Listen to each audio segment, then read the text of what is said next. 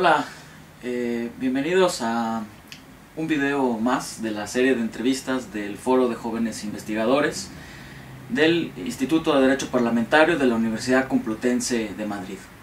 En esta ocasión estamos muy contentos de que nos acompañe un profesor que queremos mucho, el doctor Ignacio Torres Muro, quien entre sus múltiples ocupaciones pues amablemente nos ha cedido un espacio de su tiempo para poder tener esta pequeña charla. Muchas gracias, profesor.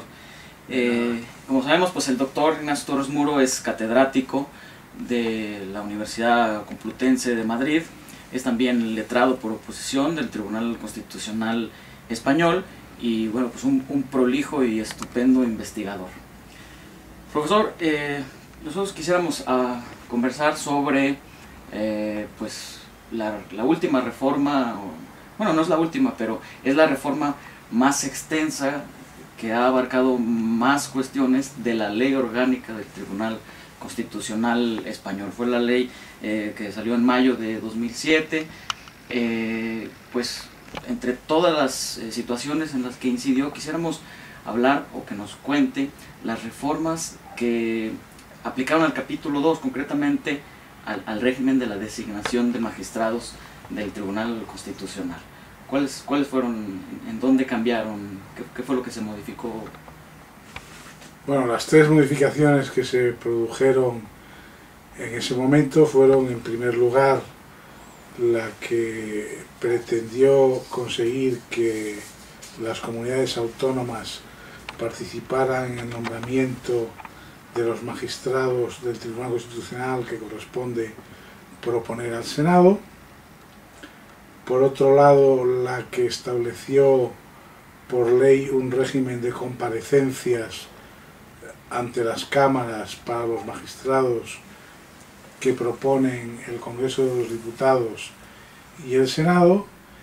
Y finalmente la tercera, la que impuso la prórroga del mandato del presidente y vicepresidente del Tribunal Constitucional cuando haya pasado el periodo de 3 años para el que fueron nombrados y todavía no se haya renovado el tribunal. Esas fueron las tres reformas en esta materia de estatuto de los magistrados del Tribunal Constitucional.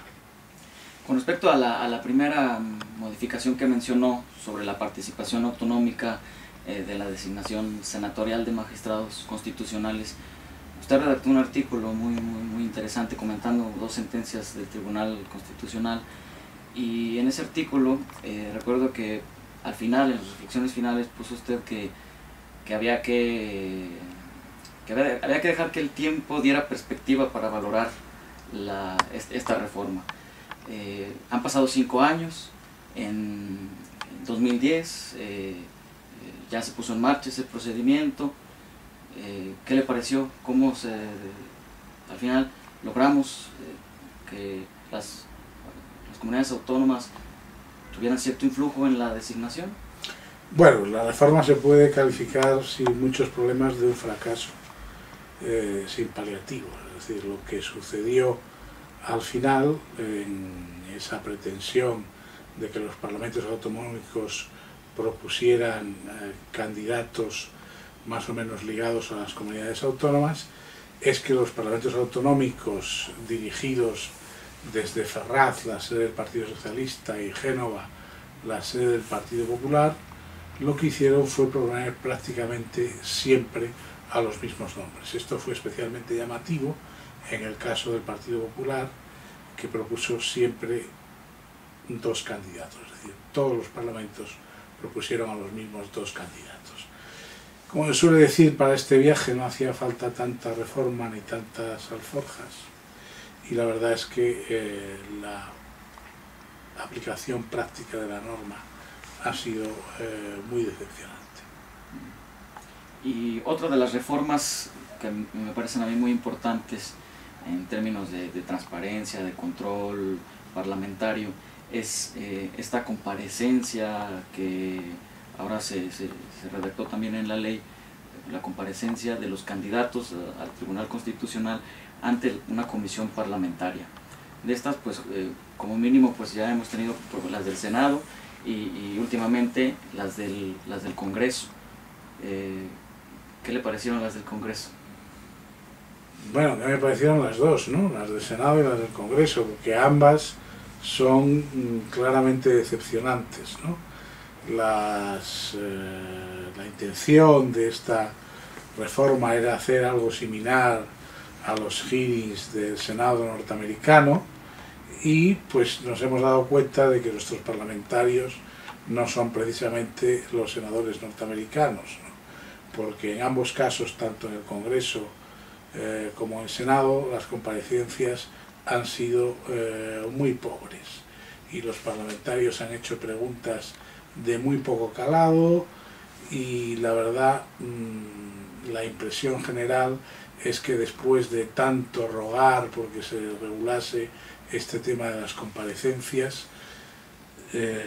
ni el Congreso ni el Senado las han aprovechado para hacer un verdadero control de los nombramientos de los magistrados del Tribunal Constitucional. También por circunstancias relativamente marginales, ¿no? Como la circunstancia de que, por ejemplo, en la última renovación del Congreso, esa renovación se presentara como un pacto entre los dos grandes partidos que nadie podía echar abajo, ¿no? Y entonces los partidos minoritarios bloquearan esas comparecencias. Pero vamos, a quien haya seguido las comparecencias, y yo las he seguido, no creo que se le pueda sacar otra impresión más la de que no sea otra, perdón, que la de que han sido bastante pobres.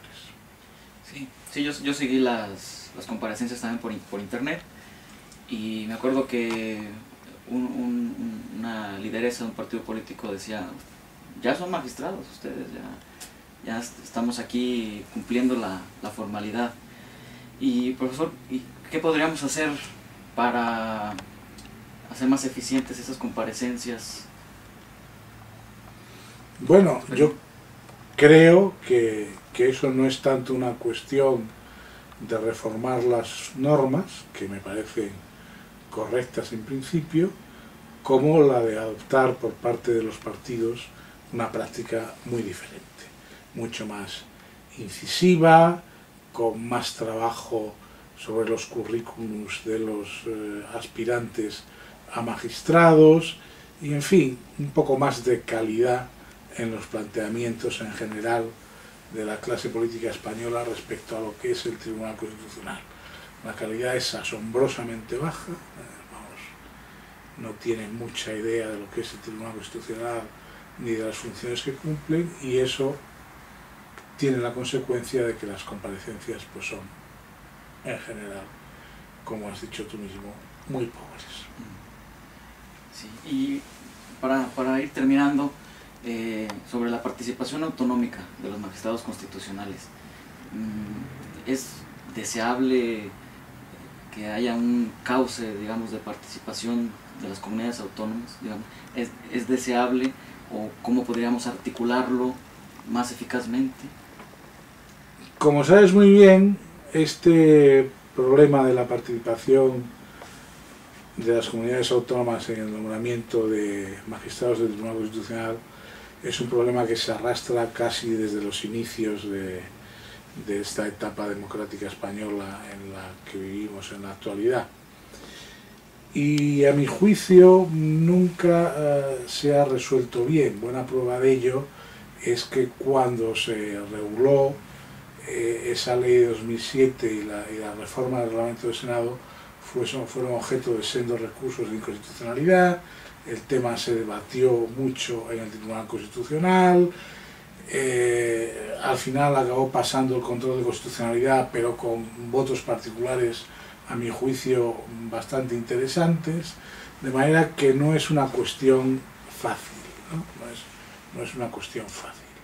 En todo caso, yo creo que la vía debería ir por hacer realidad lo que la ley dice en este momento. Es decir, que verdaderamente los parlamentos autonómicos se tomen en serio y con una relativa autonomía, valga la redundancia, respecto a las dirigencias centrales de los partidos su labor de proponer candidatos adecuados para ser magistrados del Tribunal Constitucional, porque lo que hemos tenido hasta ahora ha sido un ejemplo de mala práctica al respecto. Entonces, solamente, insisto, solamente si se lo toman en serio los diferentes partidos y construyen una práctica adecuada, podremos hablar de una buena participación de las comunidades autónomas en el nombramiento de magistrados del Tribunal Constitucional. No es tanto, por tanto, un problema de norma, como el problema de las comparecencias tampoco es un problema de norma, como de una práctica simplemente decepcionante. Muy bien. Profesor, pues si tiene algo más que agregar. No, la verdad es que no, sobre este tema tengo poco más que agregar. Quizá señalar que la tercera reforma de la que no hemos hablado en las preguntas, la de la prórroga del mandato de presidente, a mí me parece una reforma correcta, que hasta la renovación se prorrogue el mandato presidencial. También fue una reforma polémica porque había muchos intereses en juego, sobre todo porque en España, como sabéis bien, el presidente del Tribunal Constitucional tiene voto de calidad, es decir, decide en caso de empate, ¿no? Entonces, que ese voto de calidad esté en manos de un sector u otro de los que están en el Tribunal Constitucional, pues es muy importante, ¿no? Digamos que por eso todo el mundo se puso un poco nervioso. Pero, a mi juicio, la reforma tiene la lógica de que esa persona que está en el cargo tenga una prórroga en su mandato hasta que salga del Tribunal Constitucional, si se produce, como se ha producido frecuentemente, un retraso en la renovación. Muy bien. Profesor, pues muchísimas gracias por sus palabras, por sus reflexiones. Y a todos ustedes, pues gracias por su atención.